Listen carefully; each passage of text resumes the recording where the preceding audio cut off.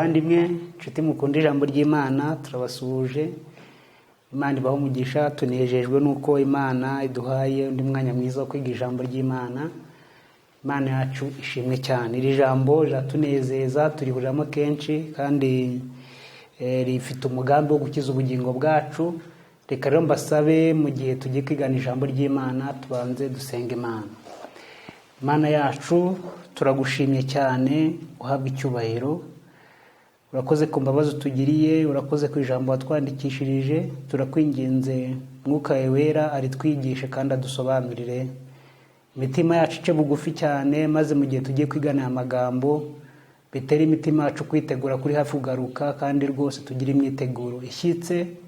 Mwuka wera aryumvikanishe kandi biruteho cyane, twitegure kuko uri hafi kugaruka cyane.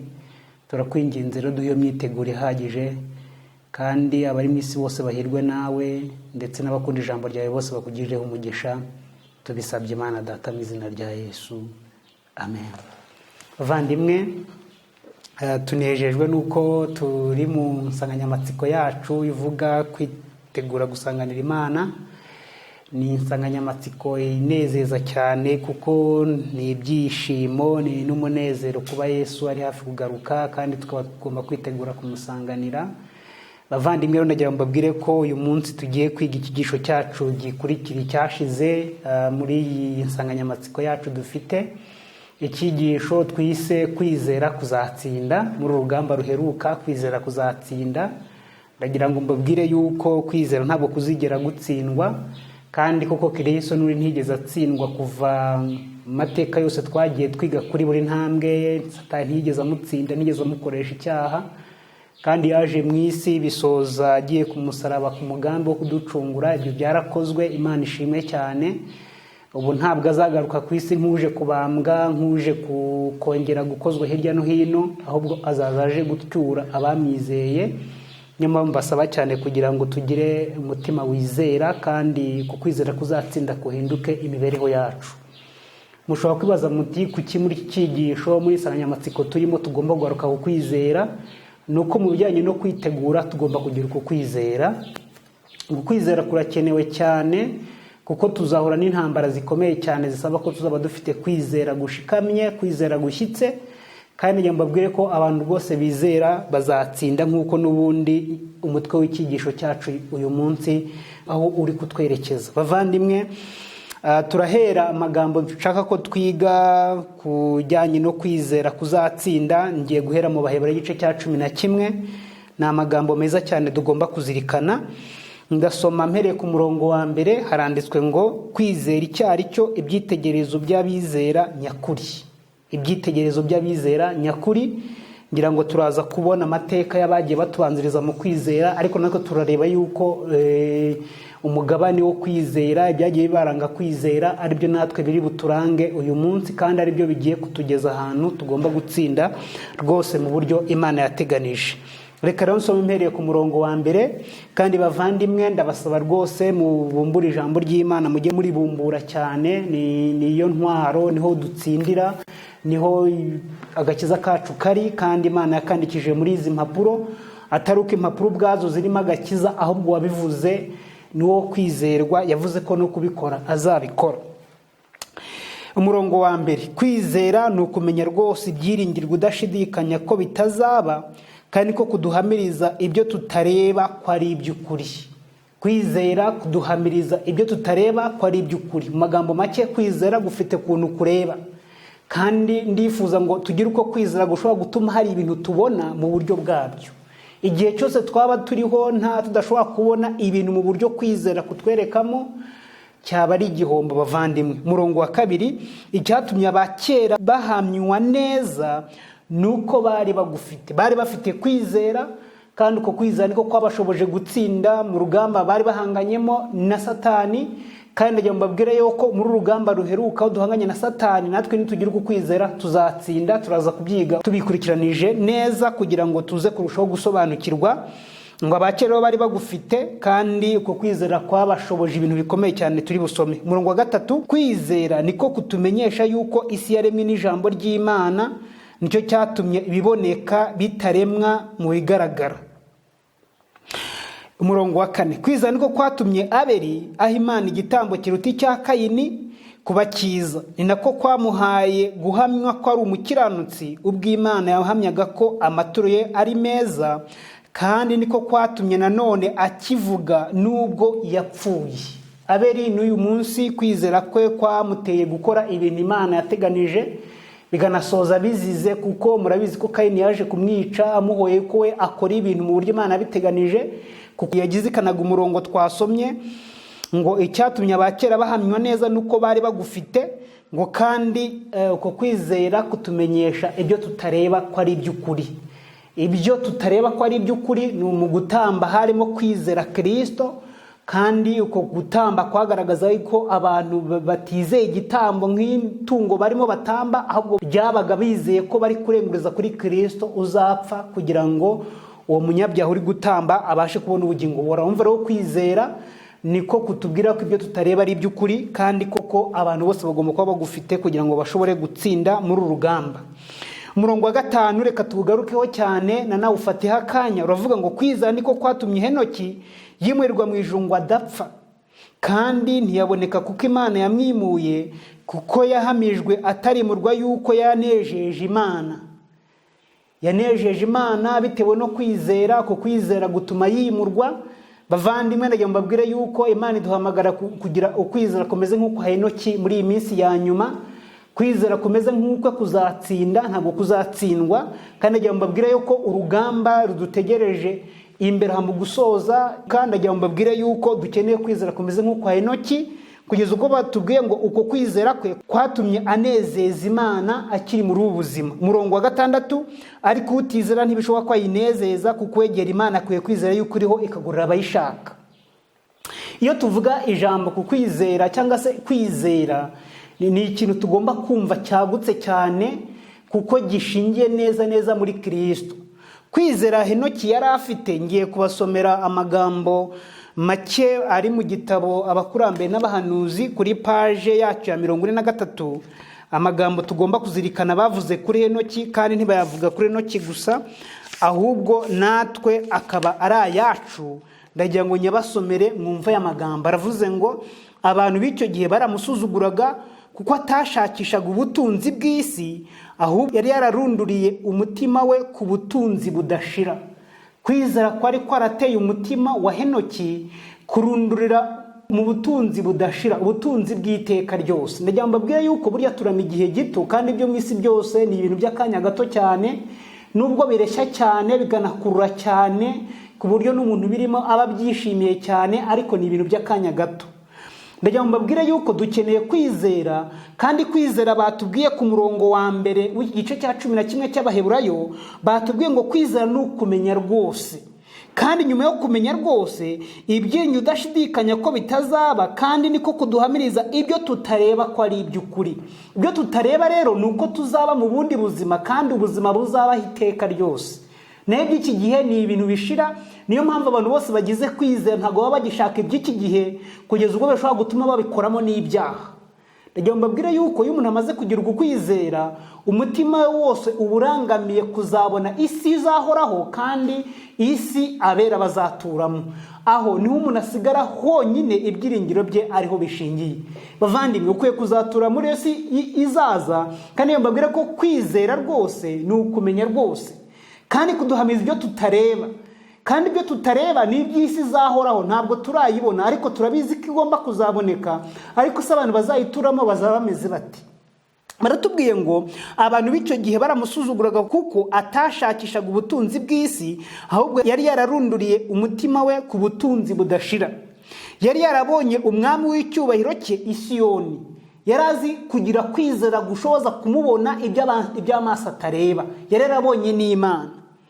Umutima we n'ibitekerezo bye n'ibiganiro bye byari mu ijuru. Ntabwo yarakiganira ibintu bya hano ku isi, ntabwo umutima wari ukiri mu bintu bya hano ku isi. Uku kwizera niko dukeneye uyu munsi. Kwizera gushobora kutwambutsa iyi saha imwe dusigaje kugira ngo Kristo agaruke. Ndagira mbabwire ko dukwiye kuba twiteguye.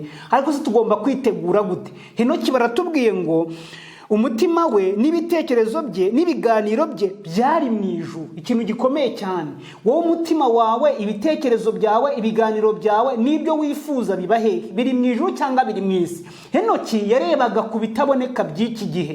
Ntabwo ari uko atakoraga, Henoki yarakoraga rwose. Ntabwo ibi bivuze ngo umuntu agiye guhagarika akazi, oya. Ahubwo icyo ijambo ry'Imana ritubwiye ni uko muri ubu buzima imitima n'ibitekerezo byacu bigomba kuba biri mu isi yindi izaza, kandi bigomba kuba biri kumwe n'umwami wacu mu ijuru nk'abantu biteguye kumusanganira. Abavandimwe, kwizera ko uzatsinda turagukeneye muri iyi minsi ya nyuma, kuko hazabamo n'intambara ziremereye. Dukeneye kwizera nk'uku kwa Henoki. Amagambo ari hepfo: uko ugukiranirwa kwiyongeraga niko rushagaho gushaka kubana n'Imana. Uko gukiranirwa kwiyongeraga niko rushagaho gushaka kubana n'Imana. Henoki yagendanye n'Imana imyaka 300. Umunsi wose yifuzaga ko umubano we n'Imana urushaho gukomera. Buhoro buhoro uwo mubano wanyuze Imana maze iramwijyanira.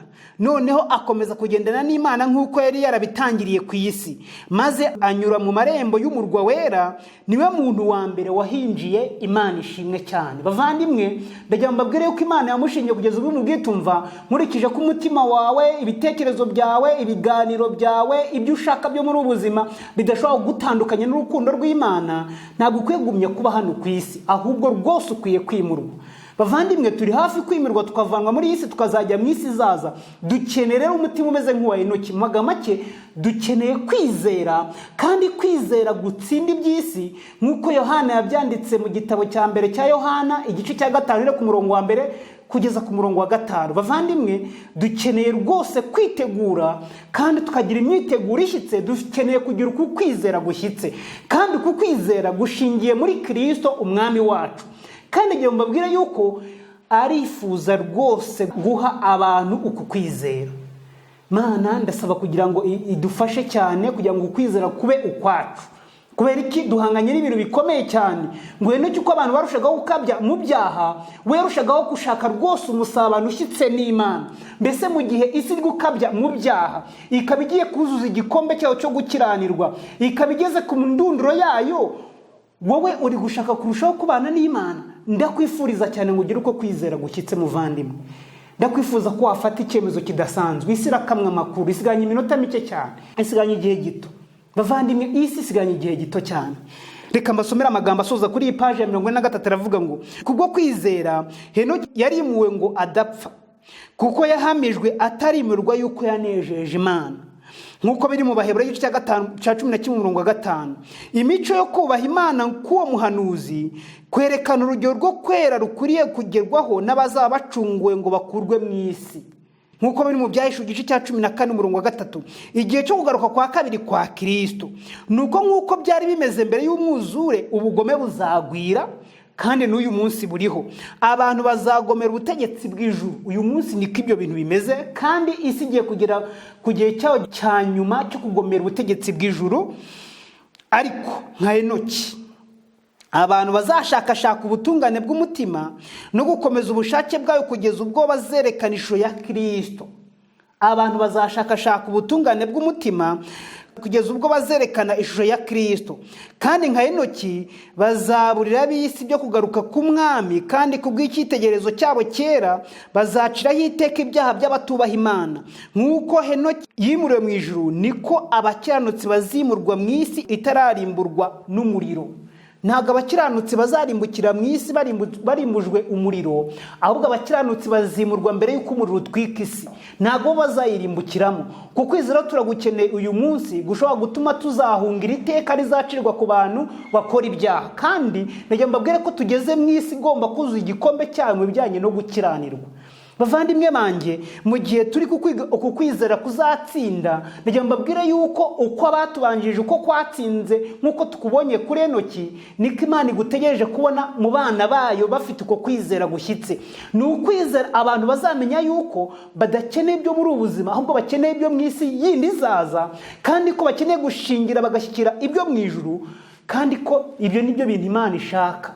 Imana ishaka ko tuba mu isi tutarabisi.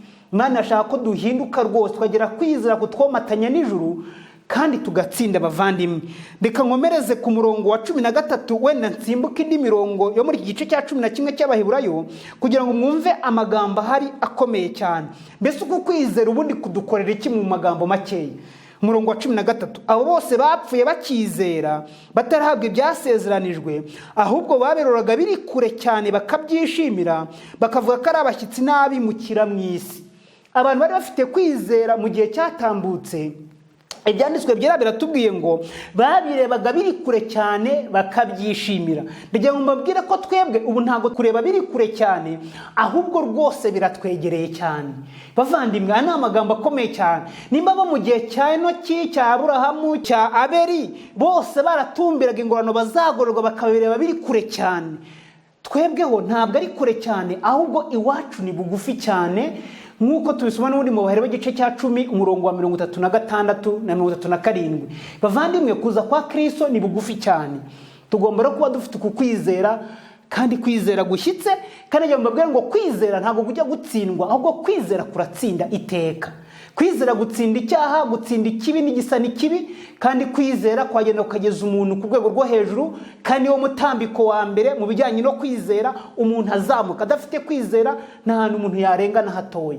Impamvu abantu benshi ndetse n'ubukristo bwabo bukaba bukemangwa nuko ntabwo bigeze bagira fondasiyo yitwa kwizera.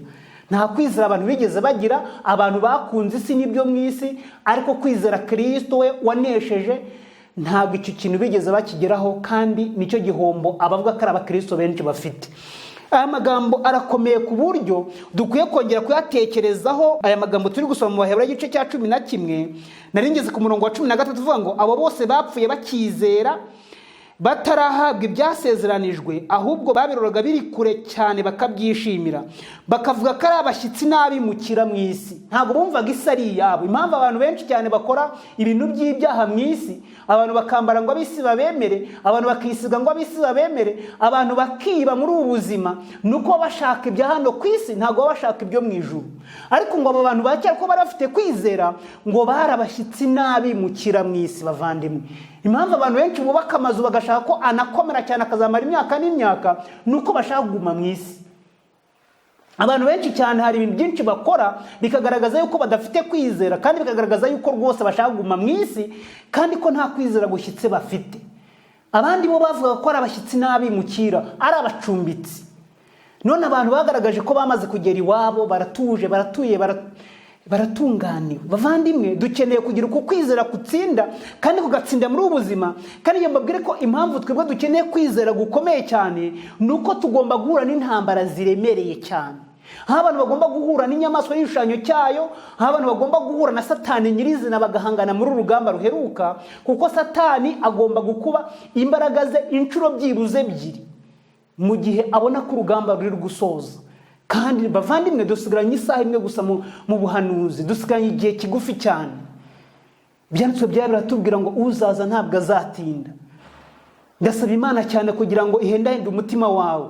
Ndasaba Imana cyane kugira ngo tumenye ahantu duhagaze. Wenda turi buhinjiremo turebe duhagaze he.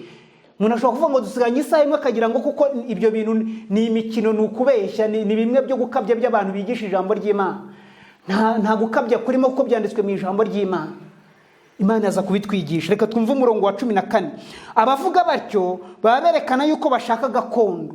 Abavuga amagambo dusomye ku murongo wa 13 w'Abaheburayo igice cya 11 baratubwiye ngo baba bagaragaza ko bashaka gakondo. Kubera iki? Ntabwo bashaka iby'isi, ahubwo muri isi bameze nk'impunzi. Kubera iki? Isi yajemo icyaha kandi izigera itunganirimo icyaha. Kandi abantu b'Imana bari kunesha icyaha ntabwo bashaka kuguma kuba mu cyaha, bashaka kujya guturaho icyaha kitaba. Mbese umwami wabo abaheye, abaho icyaha kitaba. Aho rero niho bashaka nabo gutura. Kandi yavuga mu isi agiye mu ijuru, iravuga ati ngiye kubategurira hanyu, kandi ubwo ngiye kubategurira hanyu nzagaruka mbajyane iwanjye ngo aho ndi namwe muzabeyo. Abo rero bose barifuza ngo iyi si ibabereye nk'umwaka. Bavandimwe, iyi si imaze gusaza kandi igeze ku ndunduro yayo. Ijambo ry'Imana ntabwo ribihisha, ritubwira umurongo ku murongo ritubwira buri kantu kose, kandi mbishimira Imana cyane kuba Imana itubwira ijambo ryayo ikatubwira buri kantu kose ku buryo tudashobora kwihenda na gatoya. Ariyo mpamvu dusaba Imana ngo iyo iduha uko kwizera gukomeye kudushobora kudutera rwose kureka ibyo mu isi tukarangamira ibyo wacu mu ijuru, kandi rwose tukaba dufite imyiteguro ishyitse iyo batubwiye imeze nk'ihenoki. Amagambo arakomeza ku murongo wa 15. Iyo baba barakumbuye, iyo bavuyemo baba barabonye uburyo bwo kuyisubiramo. Ndagira mbabwire ko gusubira mu isi no gukunda isi ntabwo ari ibintu bifata umwanya munini abantu bose. Ni ibintu umuntu ajya anyereramo bimworoye, ni nk'ubuzima tubamo. 16. Ariko noneho barashaka gakondo irusha icyo gihugu kuba cyiza, ariyo yo mu ijuru. Nicyo gituma Imana idakorwa n'isoni zo kwitwa Imana yabo, kuko yabiteguriye umudugudu. Imana ishimwe cyane.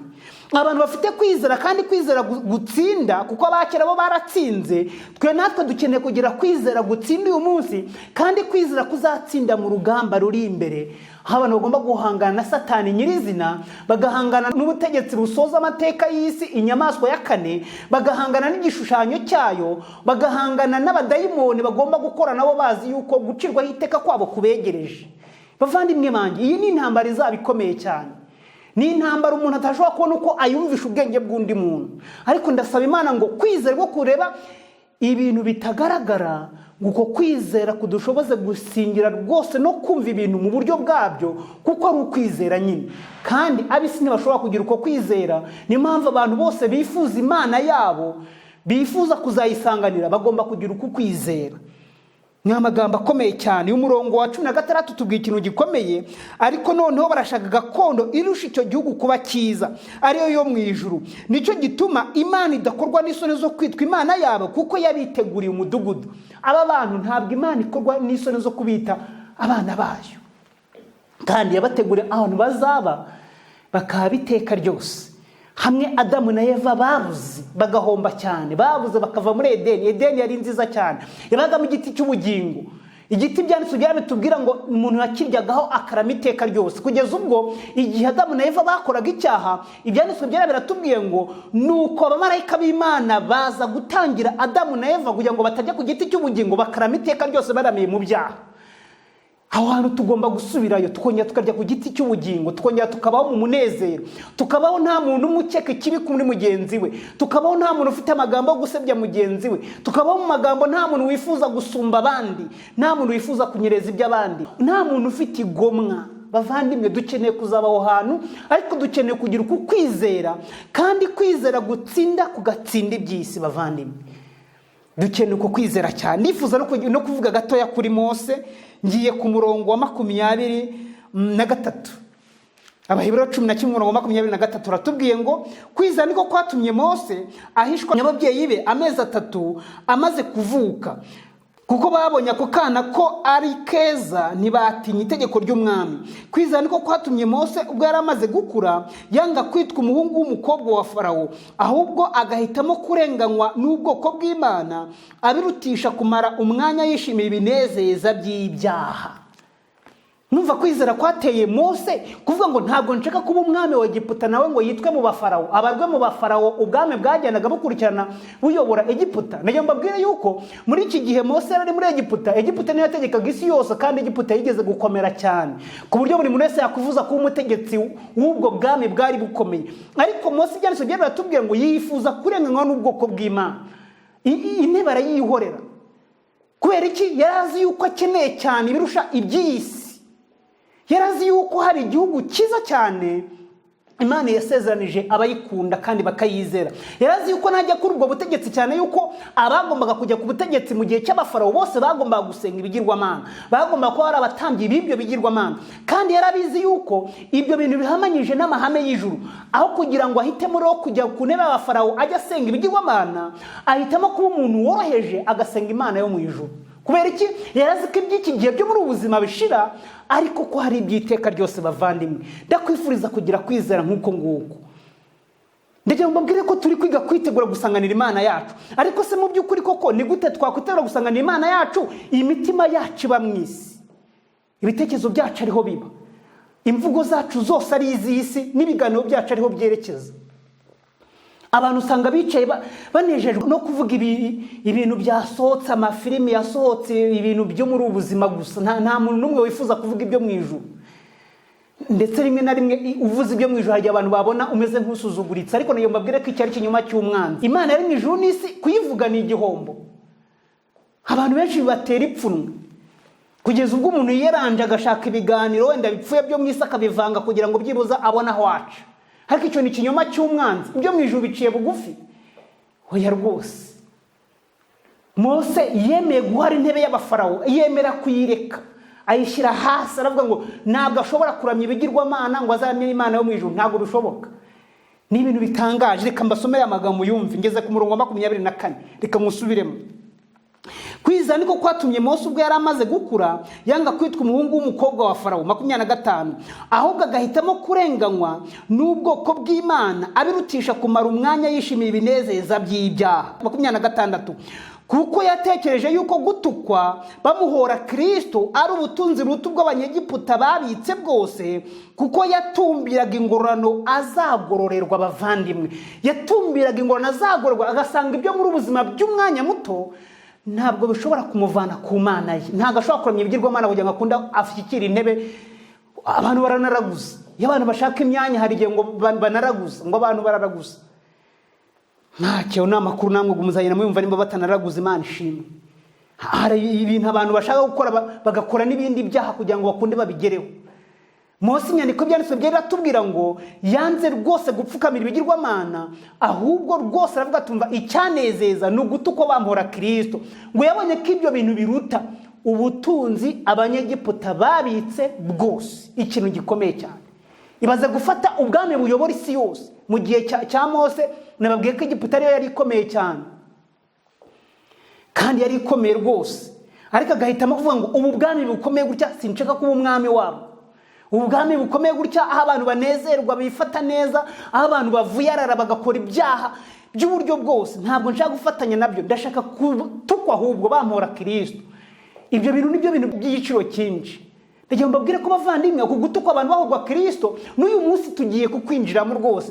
Ariko se ninde ushobora kwemera gufata umwanya agahagarara muri uwo mwanya mwiza agatumbira ingororano azagororerwa, cyane ko hasigaye igihe gigufi cyane kandi uzaza atazatinda. Dukeneye kugira kwizera rero, kandi kwizera kutsinda, kandi kwizera kuzatsinda, kubera yuko tugiye kwinjira mu rugamba ruheruka, aho abantu bagomba guhara icyubahiro cy'isi, bagahara iby'isi, kandi bakemera rwose ko bagomba kubivanamo umutima wabo wose. Aya magambo arakomeye rero. Ngiye gukomeza hepfo cyane ngere ku murongo wa 32. Mwumva ya magambo ngiye gusoma ibindi byitegererezo ku kwizera abantu batumbiraga ibintu bazagororerwa, batabashaka kurebesha amaso. Udashobora no kubwira umuntu ngo birebe ngibi, ahubwo birebwa mu kwizera.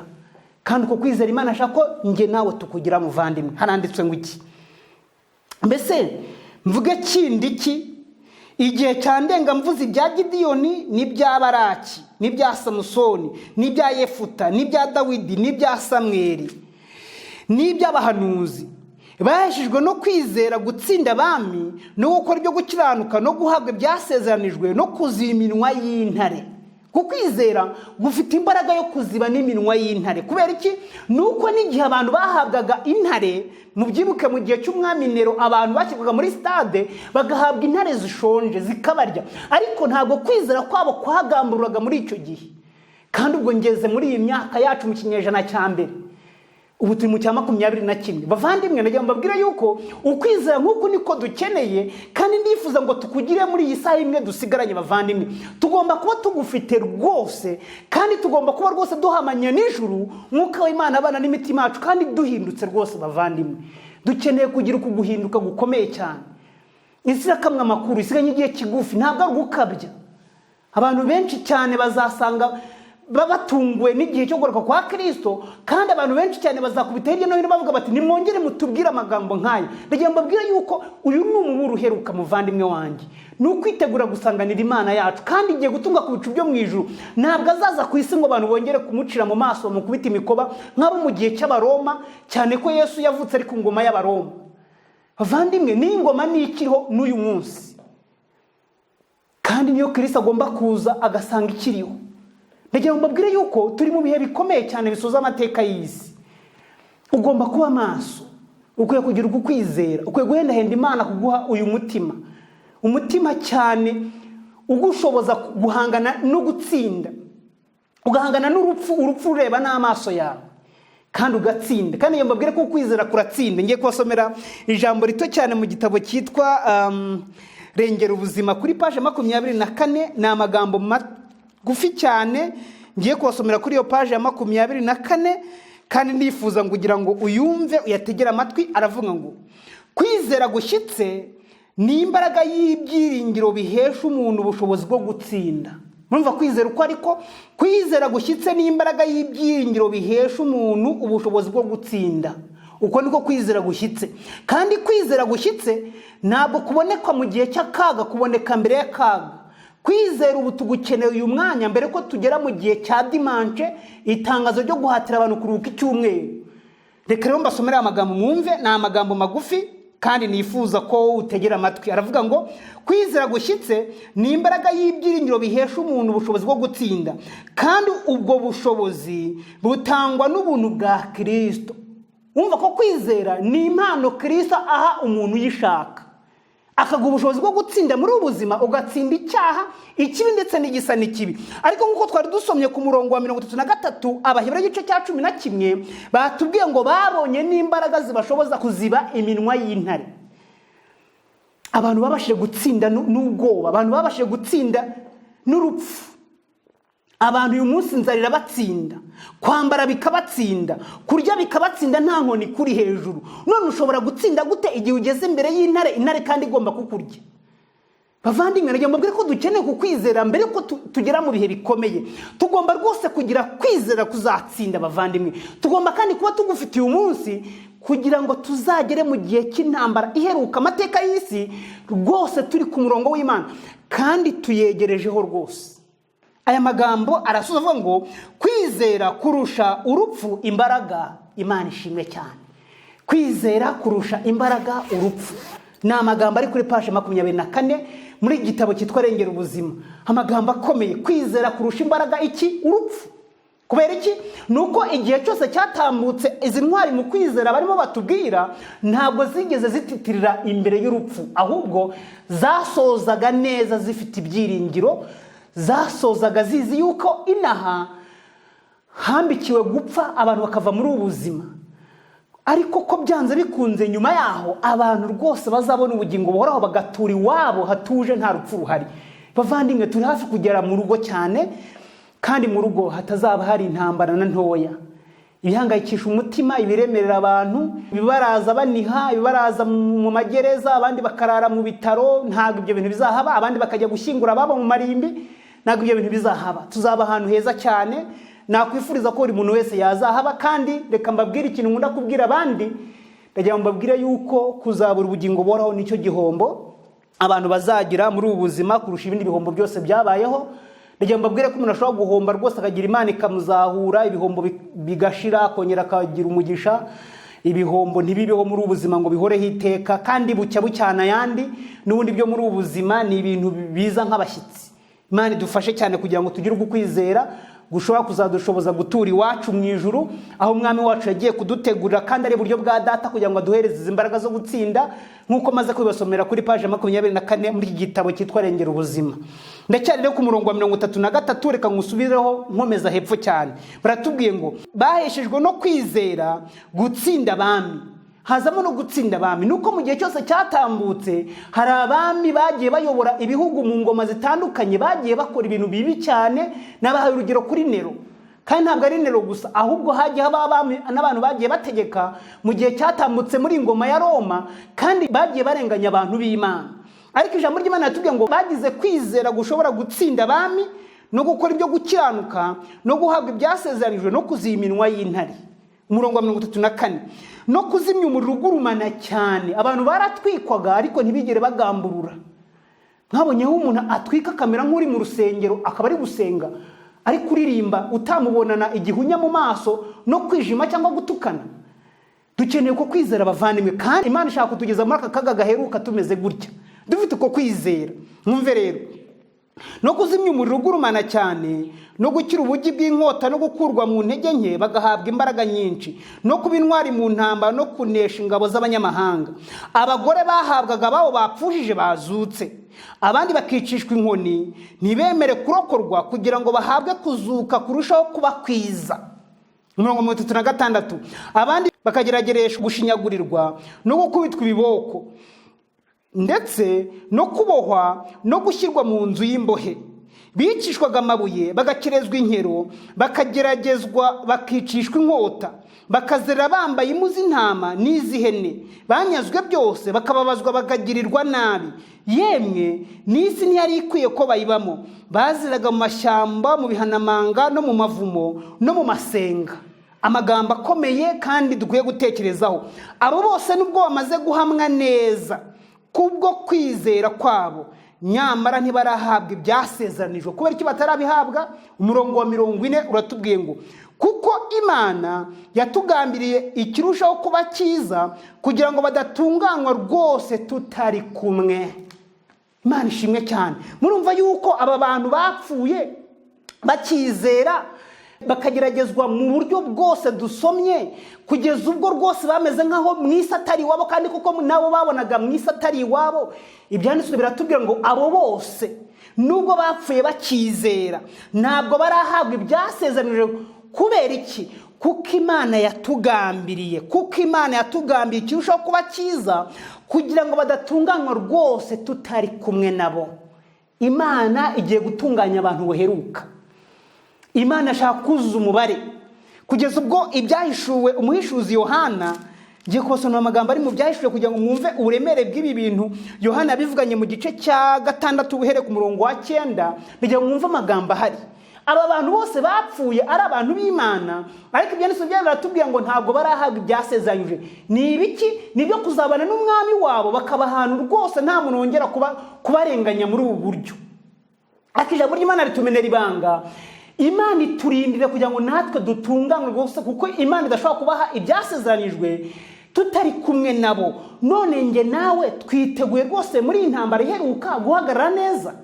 Imana mu gihe itegereje kugira ngo yunguye umubare usigaye ushyire ku bakera batubanjirije, mbese uriteguye? Reka mbabasomere mu byumve. Hananditswe ngo iki? Umurongo wa 9, umwana w'intama amena ikimenyetso cya 5. Mbona munsi y'igicaniro imyuka y'abishwe bahowe ijambo ry'Imana n'ubuhamya bahamyaga, batakana ijwi rirenga bati, ayi y'Umwami wera w'ukuri, uzageza he kudaca amateka no kudahora abari mu isi uhorera amaraso yacu? Uko niko batakaga, bifuza ngo Imana ibohora imitima yabo kandi bahe igihugu yabasezeranije. Ariko twabonye impamvu Imana itabikoze, suko itubije gusenga kwabo, ngo ahubwo yatugambiriye natwe kugira ngo natwe tuzabone ku mugabane rwose w'abantu bagabanye kwizera. Mwumva aya magambo rero. Aratubwiye ngo iki? Aratubwiye ngo umuntu wese muri bo ahabwa igishura cyera, babwirwa kumara ikindi gihe gito baruhuka. Mwibuka yuko ubwo bari bapfuye, nk'uko ibyanditswe byera bitubwira mu byashu igice cya 14 umurongo wa 13, aho batubwira ijambo nkwiye gusoma rivuga ngo, numva ijwi rivugira mu ijuru rimbwira riti, andika uti, uhere none hahirwa bapfa bapfira mu mwami wacu. Umwuka nawe aravuga ati, ye, ngo baruhuke imihati yabo, kuko imirimo yabo ijyanye nabo ibakurikiye. Abantu rero bari baruhutse imihati yabo, bari bategereje umubare w'imbata kugira ngo wuzure. Ndagira ngo mbabwire yuko ubu bategereje ko natwe tuboneka. Kubera iki? Ntabwo Imana ishaka kubaha ibyasezeranyijwe umubare utaruzura natwe tutaraboneka, kandi uko bageragejwe natwe niko tugomba kugeragezwa. Aya magambo aravuga ngo iki? Aravuga umurongo wa 11, umuntu wese muri bo ahabwa igishura cyera, babwirwa kumara ikindi gihe gito baruhuka, kugezaho umubare w'imbata bagenzi babo na bene se bagiye kwicwa nkabo uzuzurira. Uyu mubare ntabwo uruzura, bagenzi babo nabo bagomba kwicwa utaruzura. Ese muratekereza ko muri intambara iheruka nta kwicwa kuzabaho? akarengane kagomba kuzabaho bavandimwe. Kandi agiye mbabwire yuko ibi bintu babiteje ingorane zikomeye cyane. Mwibuke yuko ingoma ya Roma yatangiye mu 160 mbere yuko Kristo avukira ku isi. Mubyibuke ko Kristo yavutse n'ubundi ari ku ngoma ya Roma, ariko yari Roma mpagani. Ndagiye mbabwire yuko yarenganyije Kristo. Ndagiye mbabwire ko iyi ngoma niyo yabambye Kristo. Nubwo yafatanije n'abayuda, abantu bari baratakaye kandi n'ubu niko bizagenda. Iyi ngoma rero yarenganyije Kristo, ntabwo izareka itarenganije abantu b'Imana. Ndabyibuka na makuru yose nabaha kandi muri afite mu ijambo ry'Imana. Abanyabwenge baramya Yesu, ni Matayo igice cya 2. Aya magambo atangira tubwira ukuntu abanyabwenge bagiye kuramya Kristo bageze i Yerusalemu, babaririza babaza ngo umwami w'abayuda wavutse ari hehe. Nuko umwami iyo nkuru imugeraho ahamagara abanyabwenge arabaza ati mbese uwo mwami yavukiye ngo nanjye njye kumuramya. Ndagira ngo mwumve ubucakura bwa Satani mu minsi iheruka ntabwo buzigera buhinduka. Ubucakura Satani akoresha kugira ngo yice abantu b'Imana buba mu kuramya. Mubyiruke neza yuko Herode yabajije aba banyabwenge babaza ngo uwo mwami w'abayuda wavutse nimumubona na muze mumbwe nanjye njye kumuramya. Ntabwo yashaka kumuramya, ahubwo yashakaga kumwica.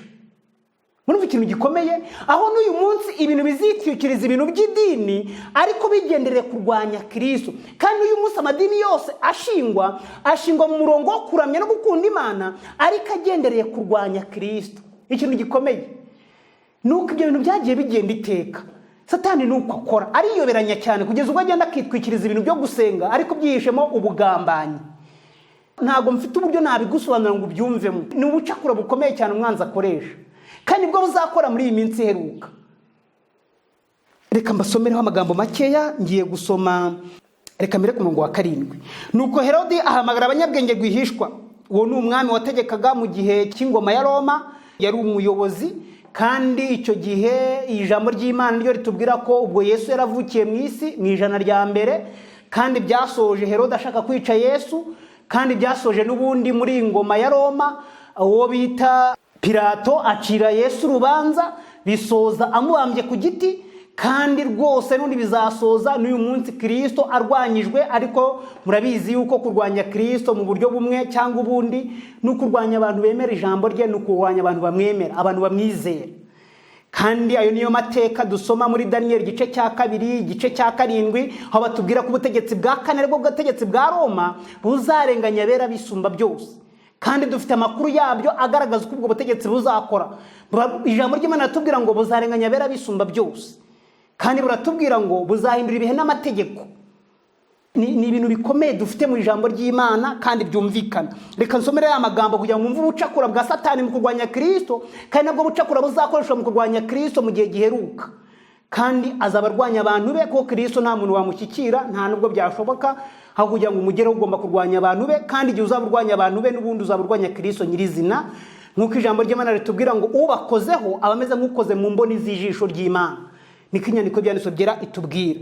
Baratubwiye ngo iki rero, nuko Herode ahamagara abanyabwenge rwihishwa, abasobanuza neza igihe babonye ya nyenyeri. Abatuma i Betelehemu ati nimugende musobanuze neza iby'uwo mwana, nimumubona muze mubimbwire nanjye njye kumuramya. Nabahakaniye, ntago ari impamvu zo kumuramya ahubwo ashaka kumwica. Ndaje mbibasomere. Umurongo wa 9. Bamaze kumva umwami baragenda, kandi ya nyenyeri babonye bakiri iburasirazuba ibajya imbere, irinda igera aho uwo mwana ari ihagararaho. Babonye nyenyeri baranezerwa cyane. Bageze mu nzu basangamo umwana hamwe na nyina Mariya. Barapfukama baramuramya, maze bahambura imitwaro yabo bamutura amaturo y'izahabu n'icyome n'ishangi. Baburizwa n'Imana mu nzozi gusubira kwa Herode.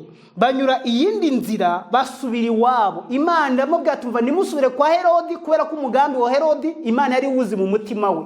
Abantu bashobora kwitwikiriza ibintu bimeze nko gusenga, kuramya no gukunda Imana, bakitwikira n'imyenda myiza igaragaza idini babamwo, ariko mu mitima yabo Imana ibazi ko harimo ubugome bwihishemo.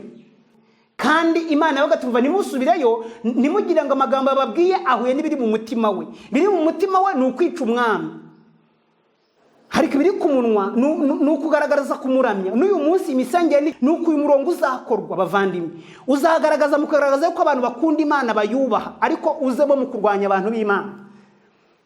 Umurongo wa 13. Bamaze kugenda marayika w'umwami Imana araza abonekera Yosefu mu nzozi ati byuka ujyane umwana na nyina ahungire muri Egiputa, agumeyo ageze igihe nzakubwirira, kuko Herodi agenza umwana ngo amwice. Kandi yavuze ngo arashaka kujya kumuramya. Uburyarya buba bwimbitse mu mitima y'abantu. Umurongo wa 14, nawe ahera karabyuka ajyana umwana na nyina nijoro ajya muri Egiputa, agumayo ageze ubwo Herodi amaze gutanga cyangwa se amaze gupfa, ngo ibyo umwami Imana yavugiye mu kanwa k'umuhanuzi bisore, ngo nahamagaye umwana wanjye ngo ave muri Egiputa. 16, inyandiko iratubwiye ngo Herodi abonye ko yatengushywe n'aba banyabwenge ararakara cyane. Amaze kurakara cyane aratuma ngo bica abana b'abahungu bose bari Betelehemu no mu misozi yose iri bugufi bwaho, bamaze imyaka 2 n'abatarayimara, nk'uko yagereranyije igihe yasobanuriwe n'abo banyabwenge. Nibwo ibyavuzwe n'umuhanuzi Yeremiya byasohoye, ngo induru yumvikaniye i Rama yo kurira no kuboroga kwinshi, Rasheli aririra abana be, yanga guhozwa kuko batakiriho. Herode amaze gupfa, marayika w'umwami Imana araza abonekera Yosefu mu nzozi ari muri Egiputa ati byuka usubize umwana nyina mu gihugu cya Isiraheli, kuko abashaga kumwica bapfuye. Arabyuka ajyana umwana nyina asubira mu gihugu cya Isiraheli. Aho naho yaje kugwa, nyuma n'ubundi ubutegetsi buza kumubamba, birangira n'ubundi Kristo abambwe. Ariko tubonye ubugome bwa Herodi bwitwikirizaga mu kuramya Imana, ariko bwitwikirije mu kurimbura Imana, ahubwo ari nabwo bugome n'ubundi ubwami bwa Roma bwagomeje gukoresha. Kandi n'ubundi ku musozo bizasoza neza ubu bwami n'ubundi bwa kane, n'ubundi bukoze igikorwa cyo kurenganya abantu b'Imana bitwikirije kuramya Imana. Ni ikintu gikomeye cyane amateka y'Yesu byaratubwira, kandi kiraremereye bavandimwe. Ariko ndashimira Imana ko kwizera nko kwa Yesu gutsinda urupfu nkuko twabisomye. Kandi Imana yashaka kutugeza ahantu rwose dushobora guhangana n'akarengane cyangwa se n'urupfu, kugira kwizera gushobora gukora ibyo bintu, gutsinda bikemera. Ni ibintu bitangaje. Ibyanditswe biratubwiye ngo nuko Herodi amenye igihe abanyabwenge bavuganiye nawe, atanga itegeko ngo abana bose batarengeje imyaka 2 bapfe, kugira ngo na Kristo apfemo. Murumva ubugome?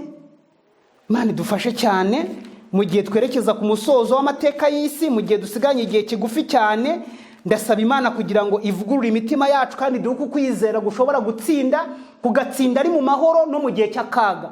Kwizera ntabwo gutsinda mu gihe cy'akaga gusa, no mu gihe cy'amahoro kwizera kuratsinda. Kandi mu gihe cy'akaga ubundi haba hagomba kuboneka kwizera kwabashije umuntu gutsinda mu gihe cy'amahoro. Niyo mpamvu muzasoma muri Yeremiya ijambo ry'Imana ritubwira ngo niba warasiganwe n'abagenza amaguru bakagusiga unaniwe, nihaza amafarashi bizagenda biti?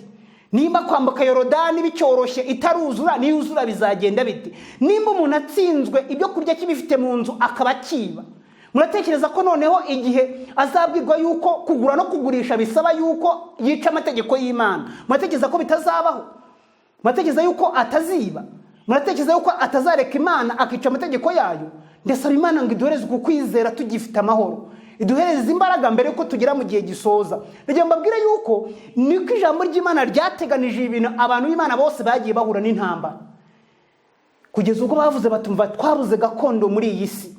Turifuza isi yindi umwami wacu atuyemo, turifuza rwose kuzabana nawe, turifuza aho yagiye kudutegura amazu meza, turifuza aho abantu babana babanyamahoro, turifuza aho abantu bataba ari indyarya, turifuza aho abantu baba nta bucakura bagira, nta butiriganya bagira, nta bugome bafite mu mitima yabo. Turifuza aho niho abantu b'Imana bahora bifuza, kandi Imana ashaka ko tubishyikira tukiri hano muri ubu buzima. Bavandimwe banjye, twari tuki mu Byahishuwe igice cya 6, aho twari dusomye ku murongo wa 11, aho batubwiye ngo umuntu wese muri bo ahabwa igishura kera. Abo ni babandi bapfuye mbere yuko umubare wuzura, mbere yuko natwe tugerwaho, nkuko twabisomye nanone mu Baheburayo igice cya 11 umurongo wa 39 n'uwa 40. Baratubwiye ngo iki rero? Umuntu wese muri bo ahabwa igishura kera, babwirwa kumara n'ikindi gihe gito baruhuka, kugeza aho umubare w'imbata bagenzi babo na bene se bagiye kwicwa nkabo uzuzurira. Bagiye kwicwa nkabo uzuzurira. Ntabwo umubare uruzura. Hako se muvandimwe, uzaba muri uyu mubare? Ukwiye kuba muri uyu mubare, umubare w'abantu bazambikwa imyenda yera, baturuka mu ijuru bakabishimira cyane. Kandi ajya mbabwira ko abantu bafite kwizera, twabonye ko kwizera gutsinda urupfu, kurusha urupfu imbaraga. kwizera kurakomeye cyane, kandi ibyo bintu niko bizagenda. Imana izatsinda muri rugamba, ntabwo Imana izatsindwa. Kandi ndabishimira Imana cyane yuko gutsinda bishoboka cyane. Ariko se mutekereza yuko gutsinda muri rugamba ruheruka ari ibintu byoroheje? Oya, ni ibintu bikomeye. Ngiye kubasomera amagambo ari mu Byahishuwe igice cya 16. Ngiye gusomera ku murongo wa 13 kugira ngo mwumve urugamba abantu bahanganye narwo, kuko Imana ntabwo yigeze ruduhisha, ahubwo yarwanditse mu byanditswe byera. Mwumve urugamba ruzaba ruteye rute. Baratubwiye ngo iki? Nuko mbona mu kanwa ka cya kiyoka, uwo ni Satani, no mu kanwa ka ya nyamaswa, ubwo ni ubutegetsi bwa kane, aribwo butegetsi bwa Roma. Baratubwiye ngo no mu kanwa ka ya nyamaswa, no mu kanwa ka wa muhanuzi w'ibinyoma, ariyo madini yose yanze ukuri. Baratubwiye kandi ngo havamo imyuka 3 mibi isa n'ibikeri. Umurongo wa 14, kuko ariyo myuka y'abadayimoni ikora ibitangaza igasanga abami bo mu isi yose, ngibahurize kujya mu ntambara yo ku munsi ukomeye w'Imana ishobora byose. Najya mwumve ko aya magambo akomeye. Iyo myuka 3 dusomye, ubwo buyobozi 3 dusomye, ikiyoka, inyamaswa n'umuhanuzi w'ibinyoma, baratubwiye ngo hagomba kuvamo imyuka mibi imeze nk'iy'abadayimoni igahururiza abantu bose kujya mu ntambara yo ku munsi w'Imana, guhangana n'Imana mu rugamba ruheruka. Ni ikintu gikomeye cyane. Ngiye kubasomera amagambo ari mu Byahishuwe na Daniyeli, igitabo cyitwa Ibyahishuwe na Daniyeli, kuri page 520, kugira ngo mwumve amagambo handitse. Ndasaba Imana cyane kugira ngo kugutsinda, kuko abantu bafite kwizera bazatsinda Satani, nkuko tubisomye kuri uyu murongo wa 13 w'Ibyahishuwe igice cya 16. Kandi ndababwiza ukuri yuko ntago Imana izegeye itsindwa muri rugamba rukomeye. Nakagingo ro basobanuye bavuga ngo imyuka 3 mibi. Mwumve ko handitse Ibyahishuwe na Daniyeli, iki gitabo gishyashya, haranditswe kuri page 520, nambuka kuri page 521, haranditswe ngo imyuka 3 mibi. Ikintu kiboneka iyo iki cyago gitangiye ni ukurekurwa kw'imyuka 3 kugira ngo ihurize abantu mu ntambara ikomeye. Igikoresho kiriho muri iki gihe mu mahanga mu isi izwi nkaho ari y'amajyambere ni imyuka y'abapfuye. Nyamara umuntu ashobora kubaza uburyo umurimo watangiye gukorwa muri iki gihe ushobora kugaragazwa n'iyi mvugo, mu gihe imyuka itavugwa mu buhanuzi kugeza ubwo icyago cya 6 kiba gisutswe, kandi mu gihe cy'ahazaza. Kuri iki kimwe n'andi matsinda ameze nk'aya turasubiza tuti ibikoresho Imana itegura gukoresha mu gusohoza ibintu runaka binyura mu ntambwe za mbere zo gutegurwa kugira ngo bibashe gusohoza icyo bigomba gukora. Bityo rero, mbere y'uko imyuka igira ububasha bw'ikirenga bwo gutegeka abantu ngo ibahurize mu ntambara yo kurwanya umwami w'abami n'umutware utwara abatware, igomba kubanza gutegura inzira hagati y'amahanga yo ku isi, kandi ikabatera kwakira inyigisho zayo nk'aho zifite ubutware buva ku Mana, ndetse n'ijambo ryayo rigafatwa nk'amategeko. Uyu ni wo murimo imyuka iri gukora muri iki gihe, kugeza igihe izaba imaze kugwiza imbaraga zose zo gutegeka amahanga arebwa n'iki kibazo. Mbese ni ikihe gikoresho kindi gikwiriye gishobora gukoreshwa ngo kiyahurize hamwe mu murimo uhubukiwe kandi udafitiwe icyizere cyo kurangizwa neza? Kuri benshi bishobora gusa naho atari ibintu byo kwiringirwa ko amahanga yagira ubushake bwo gutangiza intambara itarigeze ibaho yo kujya kurwanya Uwiteka Nyiringabo. Nyamara kuyobya abami bo mu isi kugira ngo bizere ibinyoma ni imwe mu mirimo y'iyi myuka mibi y'abadayimoni. Amagambo akomeye cyane. Ni imwe mu mirimo y'imyuka mibi y'abadayimoni, aho abadayimoni bazakora ibishoboka byose mu binyoma byabo, bagakoresha Satani, bagakoresha ubutegetsi bukomeye, bagakoresha igishushanyo cy'inyamaswa kugira ngo bahururize abami bose kurwanya Uwiteka. Bazabatereka ibinyoma byose imbere yabo, abami ibyo bintu babyizere, abategeka b'isi babyizere, nibarangiza bajye kurwanya Imana muri iyi ntambara. Ni ikintu gikomeye kandi kizaba. Kubera iki? Kizakorwa n'imbaraga ya Satani nk'uko tubisomye. Haranditswe ngo, reka nsubiremo iri jambo ku murongo wa 14, haratubwiye ngo kuko ariyo myuka y'abadayimoni ikora ibitangaza igasanga abami bo mu isi yose, ngo ibahururize kujya mu ntambara yo ku munsi ukomeye w'Imana ishobora byose, kujya kurwanya Imana. Muri iki gitabo muzirikana akagingo nsomye kuri page 521, akagingo nifuza gusubiramo kugira ngo mukumve. Baravuze ngo kuri benshi bishobora gusa naho atari ibintu byo kwiringirwa ko amahanga yagira ubushake bwo gutangiza intambara itarigeze ibaho yo kujya kurwanya Uwiteka Nyiringabo. Kuri benshi bimeze nk'ibyo bintu bidashoboka, ariko batubwiye ko imbaraga y'abadayimoni yiyunga muri izi mbaraga eshatu izahururiza abami bo mu isi yose kujya kurwanya Uwiteka. Ariko se mu by'ukuri abantu bashobora kurwanya Uwiteka bigashoboka? Oya, bazarwanya abantu ahubwo bubaha Uwiteka. Baranditse ngo iki rero? Baravuze ngo kujya kurwanya Uwiteka Nyiringabo nyamara kuyobya abami bo mu isi kugira ngo bizere ibinyoma ni imwe mu mirimo y'iyi myuka mibi y'abadayimoni. Ni imwe mu mirimo y'iyi myuka mibi y'abadayimoni. Ni ukuvuga ngo mu isi hazakora uburiganya bwa Satani kugira ngo isi yemezwe neza kandi ijye mu ntambara kurwanya Uwiteka. Ibyo bintu bizabaho, ibintu bikomeye cyane. Umurongo wa 13 kugeza ku murongo wa 14 ni umurongo ukomeye cyane tugomba gutinzaho ibitekerezo byacu, tukamenya yuko uyu rugamba rusoza amateka y'isi ruzaba rukomeye kuko isi yose zarujyamo, kandi rwose abari mu isi bose bazatsindwa mu buryo bukomeye cyane kubera yuko batigeze bimenyeza kubana n'Imana, bizasoza ubwo bayirwanyije. Iyo abantu bahungeraga ku Mana bakimenyeza kubana nayo, ntabwo muri iyi ntambara bazatsindwa ahubwo bazatsinda. Reka tujye mu Byahishuwe igice cya 19 umurongo wa 19. Mbese koko bizasoza iyi ntambara abantu bari mu isi barwanyije Imana bayitsinze? Oya, ahubwo bizasoza aribo batsinzwe, nubwo imbata z'Imana n'abantu bakunda Imana yabo bazaba barihannye bazarenganywa, ariko n'undi bizasoza ku musozo abo barenganyijwe batsinze, bagiye ku mubare w'abantu twasomye barimo bataka bavuga bati Mwami Uwiteka uzageza he kudahorera imbata zawe zigutakira ku manywa na nijoro? Ariko Uwiteka arabasubiza tumva rero nimwe muruhutseho gatoya, kuko umubare w'imbata bagenzi banyu ntabwo uruzura. Uyu mubare rero ugomba kuzura muri iki gihe isi izahururiza abantu kujya kurwanya Imana, ariko gukora akarengane gaheruka, kandi ibi ngibi bigomba kuba mu gihe dutegereje. Ngiye gusoma rero Ibyahishuwe igice cya 19 mpere ku murongo wa 19. Nuko mbona ya nyamaswa nabo mu isi n'ingabo zabo bakoraniye kurwanya uhetswe na ya farashi n'ingabo ze. Umurongo wa 20.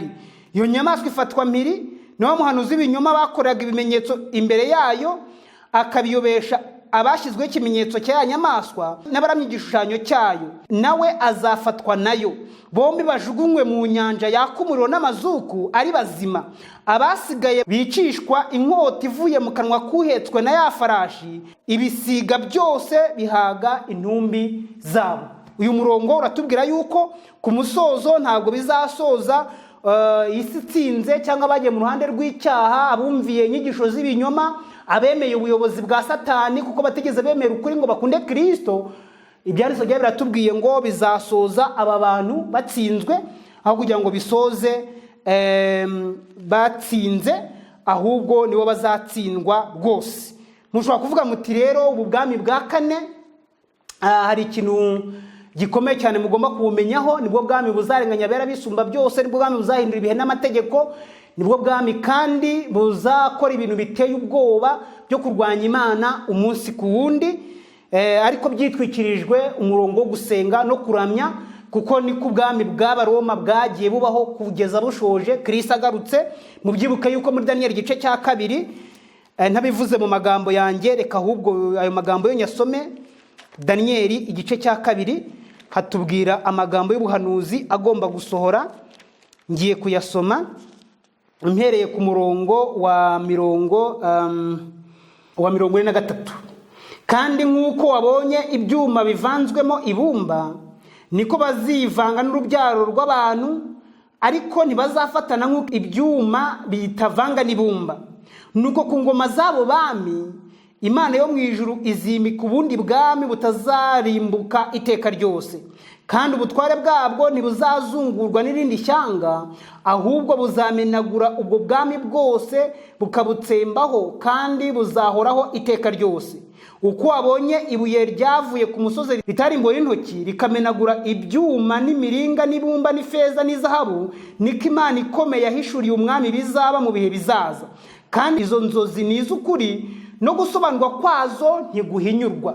nyibuke yuko umwami yarose igishushanyo kinini cyane, umutwe ari zahabu, gituza n'amaboko ari ifeza, kandi inda n'ibibero ari umuringa, amaguru n'amano n'ibirenge ari ibyuma bivanze n'ibumba. Uko niko ubwami bugabanyijemo ibika bine. Ubwami bwa mbere bugereranywa n'ingoma ya Babuloni, kandi ingoma ya Babuloni yagombaga guhanguka, hagakurikiraho ubwami bwa kabiri bugereranywa n'Abamedi n'Abaperesi, kandi Abamedi n'Abaperesi nabo bagombaga kuvaho hakaza ingoma y'Abagiriki, kandi ingoma y'Abagiriki nayo yagombaga kuvaho hakaza ingoma ya Roma, ari nayo ngoma ya nyuma, kandi nayo ngoma Kristo azaza ikiriho, ari nayo ngoma Kristo yavukiye ku isi ari iriho. Mbibutsa yuko iyo ngoma igira imigabane ibiri, Roma mpagani na Roma nkirisitu, kandi nagiye mbabwire yuko Roma mpagani niyo yahaye Roma nkirisitu ubwo butware. Mubyibuke wo bita Constantino, umwami wayoboye Roma, busoza atanga ubwo butware, niyo wenyine wahindutse umukristo, kandi yahindaga umukristo ibigirwamana byabyizanye mu bukristo, birangira noneho ubwami bwa Roma butakiri Roma mpagani ahubwo ari Roma nkirisitu. Uko niko byagenze, niko kuri. Kandi ndagira mbabwire yuko imisengere ya Roma mpagani niyo yaje kwinjira mu bukristo n'uyu munsi abantu bakaba basenga, bagasenga ku munsi w'izuba ari umunsi w'icyumweru. Ndagira mbabwire yuko bitangaje cyane, amateka y'Imana aratangaje, kandi ijambo ry'Imana aratangaje, bari yaravuze ibintu kera cyane, n'uyu munsi tukaba turi kubibona bisohora.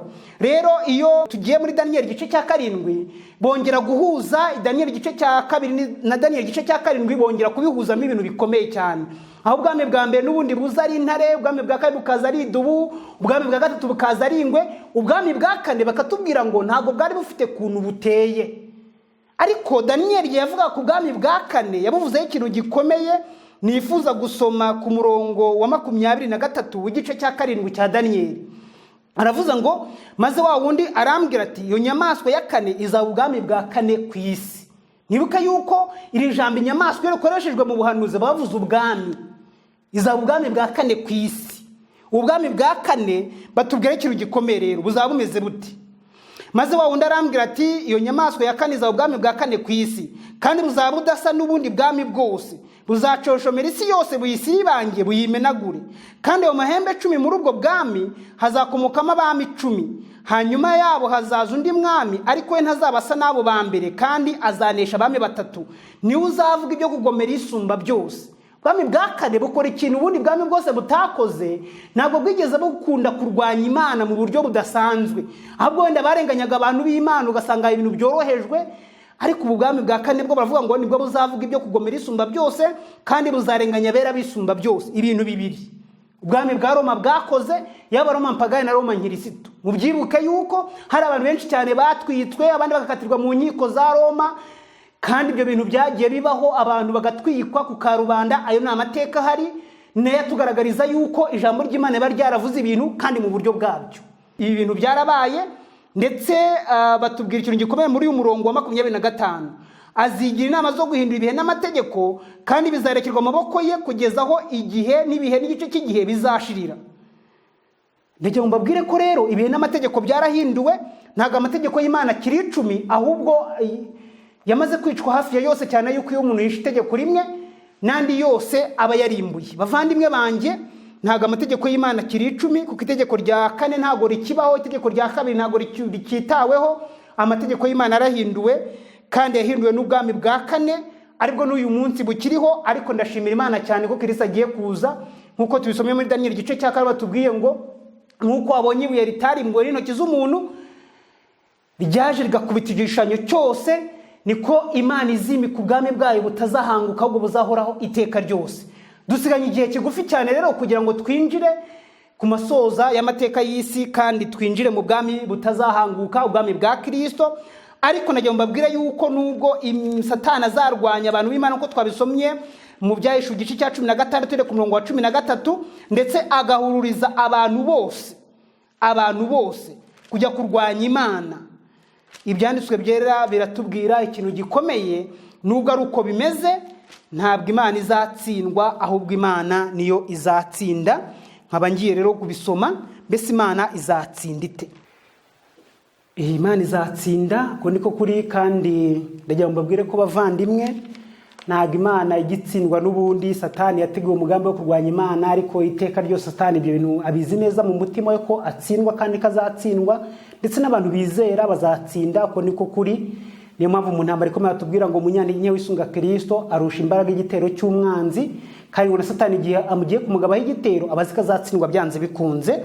Ntabwo nagenda ngira ku musozo ntarasoma amagambo ari mu Byahishuwe igice cya 18 kugira ngo mwumve ukuntu Satani azatsindwa byanze bikunze kandi bizasoza koko atsinzwe. Kandi ndashaka gusoma aya magambo mpereye ku murongo wa 9. Kandi abami bo mu isi basambanaga nawo bakadabagirana nawo bazawurira bawuborogere ubwo bazabona umwotsi wo gutwikwa kwawo. Abami bo mu isi basambanaga nawo, twabonye ikintu bita gusambana ni ugusenga mu buryo bunyuranye n'ijambo ry'Imana. Aya magambo twasomye mu bare w'igice cya 20 umurongo wa 5. Iyo abantu basenga ibigirwamana, iyo abantu basenga mu buryo Imana itateguye, ibyo bintu byitwa ubusambanyi. Abami bo mu isi rero ijambo ry'Imana ritubwiye yuko nabo bazakora ibintu Roma yateretse isi yose, ari byo byitwa gusenga mu buryo budahuye n'ijambo ry'Imana, cyangwa se bidahuye no gusenga Imana mu buryo Imana yateganije. Ibyanditswe byera biratubwiye ngo kandi abami bo mu isi basambanaga nawo bakadabagirana nawo bazawurira bawuborogera ubwo bazabona umwotsi wo gutwikwa kwawo. Murongo wa 10. Bahagaritswe kure no gutinya kubabazwa kwawo bati ni ishyano wa mudugudu munini we, yewe Babuloni wa mudugudu ukomeye we, ubonye ishyano kuko mu isaha imwe iteka uciriweho rigusohoyeho. Amagambo akomeye. Kubera iki hano muri ijambo ry'Imana bagiye kutubwira ngo mu isaha imwe ubonye ishyano? Nuko Roma mu gukora kwayo irwanya Imana izabikora mu isaha imwe isoza amateka y'isi. Isaha imwe gusa. Umurongo twasomye mu Byahishuwe igice cya 16, reka musubiramo kugira ngo uyu murongo muwiteho cyane mu gihe mwiga ubuhanuzi, mu gihe mwiga ijambo ry'Imana, mujye mugaroraho ibitekerezo kugira ngo umenye intambara isoza amateka, kandi iyo ntambara izagera ku bantu b'Imana, icyo bita karengane ku bwoko bw'Imana. Ari nako karengane kagiye gakorerwa abantu mu gihe cyatambutse, nkuko twabisomye mu Baheburayo igice cya 11 uhere ku murongo wa 32, aho twabonye abantu batakaga babwira Imana bati uzageze kudaca amateka uhorera imbata zawe. Imana yababwiye tumva nimuruhuke, hari bagenzi banyu nabo bategerejwe kwicwa. Ayo magambo aratangaje kandi niko yanditse. Twanabisomye mu Byahishuwe igice cya 6 uhere ku murongo wa 9. Ayo magambo aratangaje rero. Baratubwiye ngo uyu mudugudu uzabona ishyano mu isaha imwe, nkuko turi kubisoma tugeze ku murongo wa 10. Bahagaritswe kure no gutinya kubabazwa kwawo bati ni ishyano wa mudugudu munini we, yewe Babuloni wa mudugudu ukomeye we, ubonye ishyano kuko mu isaha imwe iteka uciriweho rigusohoyeho. Muhita mugomba kumva impamvu turi kwiga iteguriye gusanganira Imana. Nuko hasigaye isaha imwe. Isaha imwe izakorwamo ibintu biremereye, ariko isaha imwe nubwo izakorwamo ibintu biremereye, Imana izabana n'abantu bayo. Kwa kwizera twagiye twiga kudushoboza gutsinda, ndababwiza ukuri yuko abantu bose baza bagufite bazatsinda bavandimwe. Twabonye n'ukuntu abandi batsinze. Umurongo wa 11. N'abatunzi nabo mu isi nabo bazawurira bawuboroge kuko ari nta uzaba kigura urutundo rwawo. Ibintu bizaba byarangiye. 12. Ari izahabu, ari ifeza, ari amabuye y'igiciro cyinshi, n'imaragarita y'imyenda y'ibitare myiza, n'imyenda y'imihengeri, na hariri n'imyenda y'imihemba, n'ibiti byose by'imibavu, n'ibintu byose byaremwe mu mahembe y'inzovu, n'ibintu byose byabajwe mu biti by'igiciro cyinshi cyane, n'ibyacuzwe mu imiringa, n'ibyacuzwe mu cyuma, n'ibyaremwe mu mabuye byitwa marimari, n'amadarasini, n'ibinzari, n'imibavu, n'amavuta meza nk'amadahano, n'icyome, n'inzoga, n'amavuta na elayo, n'ifu y'ingezi, n'amasaka, n'inka, n'intama, n'amafarashi, n'amagare, n'imibiri y'abantu, n'ubugingo bwabo. Ibyo bintu byose biri mu bwami bwa Roma. Niyo mpamvu Roma iyo bavuze ngo ubwami bufite ibintu bihagije, bufite ibintu byose. Baratubwiye bati ibyo bintu byose bigomba kuzaba Roma ibiyoboye kandi bifite uko niko kuri. Ubwami iyo buyobora bufite ibintu byose, bufite n'ijambo, kandi bushobora gukora ibintu neza cyangwa bugakora ibintu nabi. Nuko ibyo bintu biba biteye. Iyo ufite abantu uyobora, ushobora kubayobora neza cyangwa nabi. Iyo ufite abantu ushinzwe, bafiteho ubushobozi n'ububasha. Ngo ariko nabo ubwabo bazatanga bavuze bati wa mudugudu ukomeye, ubwami bukomeye nk'ubu nabwo buciriweho iteka mu isaha imwe. Isaha imwe gukora kwabwo isoje buciriweho iteka. Ngiye kugera ku murongo wa 16 bavuge bati nishyano umudugudu ukomeye wambitswe imyenda y'ibitare myiza n'imihenge n'imihemba, kandi ikarimbishwa n'izahabu n'amabuye y'igiciro cyinshi n'imaragarita, ubonye ishyano kuko mu isaha imwe ubutunzi bwinshi bungana butyo burimbutse. Bizasoza ubwami bwa 4 bukuweho, nk'uko twabisomye muri Daniyeli igice cya 2 ndetse na Daniyeli igice cya 7. Ubwami bwa kane ubwo bwakoze ibintu bikomeye cyane kugeza ubwo bwakoze n'ikintu bita kuramya Imana ariko bugendeye kurwanya Imana. Inyandiko byanditswe byaratubwiye ngo bazavuga bati ni ishyano kuko mu isaha imwe uyu mudugudu urimbutse. Mu isaha imwe isi izarimbuka kandi izarimbuka rwose. Ariko abantu bazi Imana yabo bazakomera bakora iby'ubutwari. Mbese ijambo ry'Imana ribivuga iki? Ngiye gusoma mu Byahishuwe igice cya 17 umurongo wa 14. Ni gute abantu bazatsinda muri iyi ntambara iheruka? Ni gute umubare w'imbata z'Imana uri gutungwa ngo yongere kubahowe gukiranuka kw'Imana mu gihe cyatambutse? Ni gute bazatsinda? Bazaba bafite iki? Reka tugisome. Haranditswe Ibyahishuwe 17 umurongo wa 14. Bazarwanya umwana w'intama, ariko umwana w'intama azabanesha. Twabonye bazabarwanya abaribo. Bazarwanya umwana w'intama, ariko umwana w'intama azabanesha, kuko ari we mutwaro utwara abatware n'umwami w'abami. Kandi abari hamwe nawe bahamagawe, batoranijwe, bakiranutse, nabo bazayinesha. Imana ihabwa icyubahiro. Abantu bafite kwizera nabo bazanesha. Abari hamwe nawe bahamagawe, batoranijwe, bakiranutse, nabo bazanesha. Barahamagawe kandi baratoranywa. Nagiye mbabwire yuko guhamagarwa abantu bose bavuga izina ry'Imana bose barahamagawe. Abantu bose bagaragaza gusenga ariko badashaka umurongo wo kurwanya Imana, ahubwo ari umurongo wo kugira ngo bimenyere Imana, bose barahamagawe. Ariko ijambo ry'Imana ratubwira noneho hagomba kuba gutoranywa. Mbese mu bantu batoranijwe hazabaho gutoranywa. Kandi si ibyo gusa, abatoranijwe nabo baratubwiye ngo bagomba kuba bakiranutse.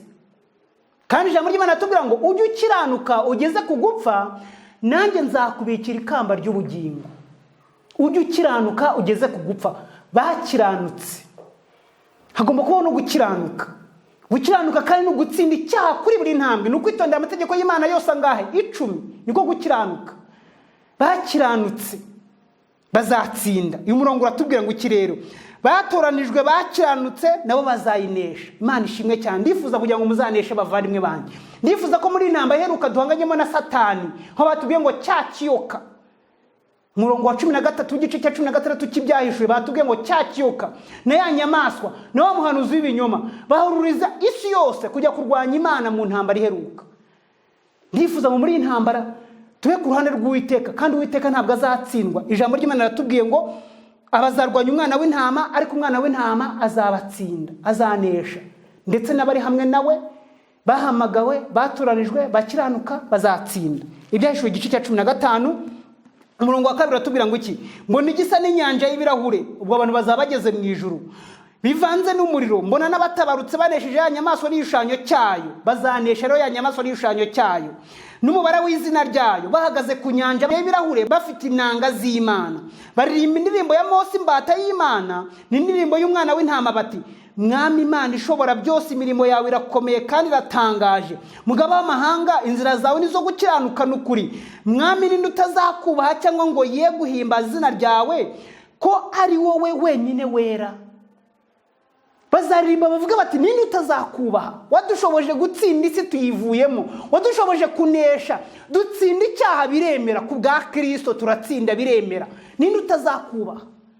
Ndasaba Imana ngo Imana dushoboze kubaha Imana tukirana muri ubuzima bikitwa uyu munsi. Amahanga yose azaza kwikubita imbere akuramye, kuko imirimo yawe yo gukiranuka igaragajwe. Imana ishimwe cyane. Bavandimwe, imirimo yo gukiranuka kw'Imana iragaragara. Kristo yaje mu isi aratsinda. Kristo yagiye ku musaraba asabira abamwishe.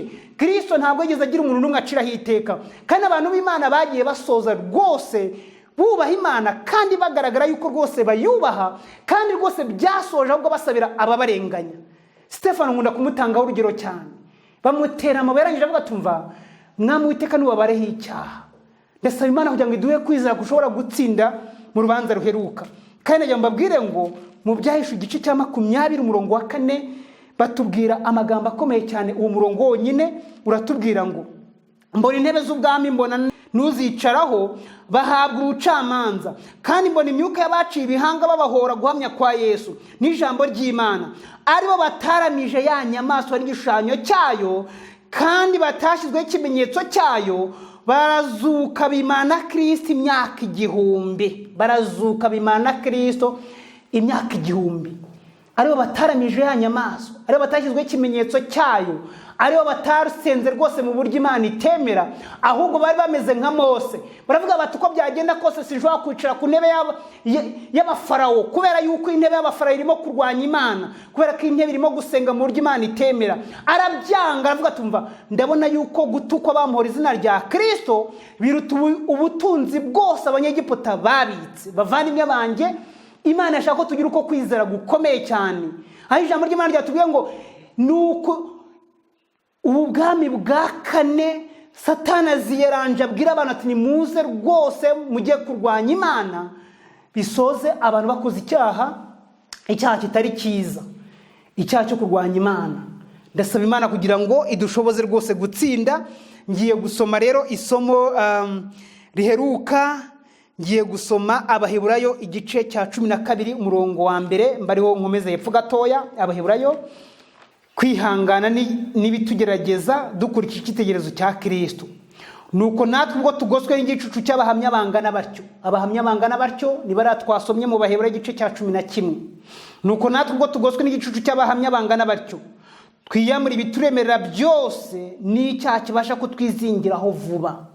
Tugomba kwihuta tukiyamura ibituremerera byose n'icyaha kibasha kutwizingiraho vuba. Ibyaha bitugota buri munsi tugomba kubyiyambura bikitwa uyu munsi, kugira ngo tugire kwizera kuzadushoboza guhangana mu gihe cy'akaga abantu bahatirwa gusenga mu buryo Imana itateganije, nk'uko twagiye tubisoma. Kandi niko ijambo ry'Imana ribitugaragarije.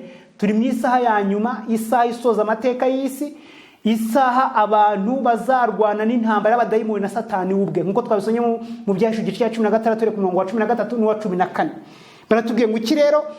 Baratubwiye ngo nuko natwe ubwo tugoswe n'igicucu cy'abahamya bangana batyo, twiyambura ibituremerera byose n'icyaha kibasha kutwizingiraho vuba, dusiganirwe aho dutegeka twihanganye. Kandi kugira ngo dutsinde, baratubwiye ngo dutumbira Yesu wenyine niwe banze ryo kwizera, kandi niwe ugusohoza rwose. Yesu niwe usohoza kwizera.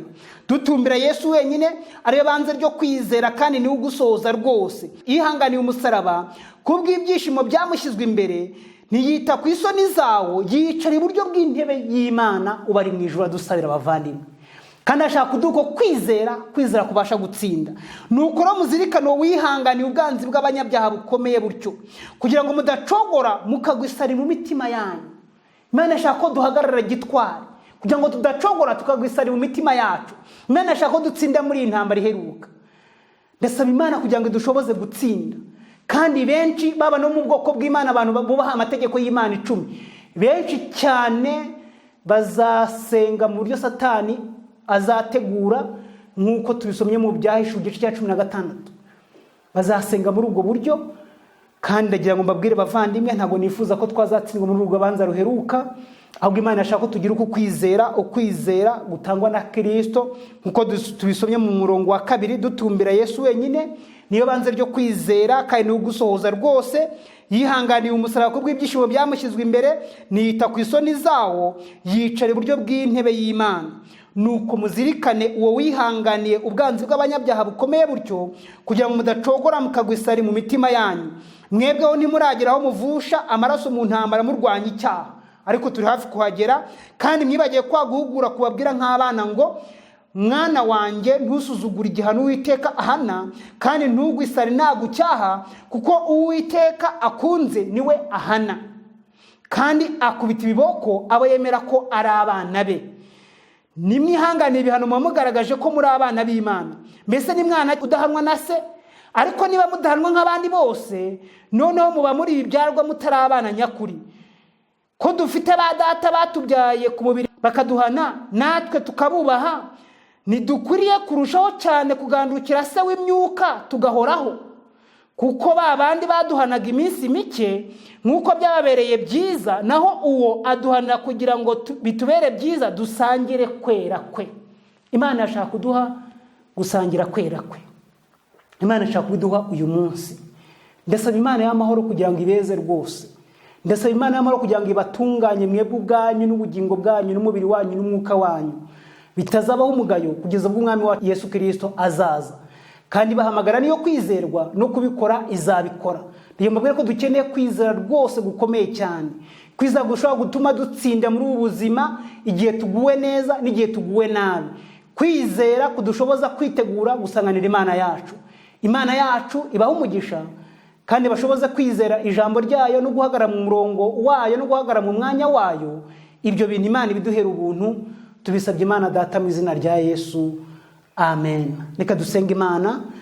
Mana yacu turagushimye cyane, uhabwe icyubahiro. Imbabazi zawe ni nyinshi cyane kandi uratangaje kuko muri intambara utsindamo Satani. Turabigushimiye cyane. Turagusaba kugira ngo duhe imibereho ihindutse kandi twiteguze ingoma yagiye kwimuka vuba mu minsi mike cyane nkuko ijambo rya ribitubwira. Kandi turagusaba kugira ngo duhe kwizera gushobora gutsinda icyaha mu gihe cy'amahoro no mu gihe cy'amakuba, kandi ko bigaragara ko Satani ashaka gutegura intambara iheruka kugira ngo hahururize abari mu isi bose kujya kurwanya muri intambara iheruka, barwanya izina ryawe n'abavuga izina ryawe. Ndagusaba cyane kugira ngo duhe kwizera gushobora gutsinda, kuko kandi uko kwizera kurashoboka kubonerwa muri wowe uri imbere y'intebe ya Data, kugira ngo duhabwe umugisha. Ndakwingiza ngo abakurikije ijambo ryawe bose ubahe umugisha kandi bashoboza kugira imyiteguro ihagije, kandi ukomeze kubahira rwose kuri buri ntambwe. Tubisabye Imana Data mu izina rya Yesu, amen. Amen.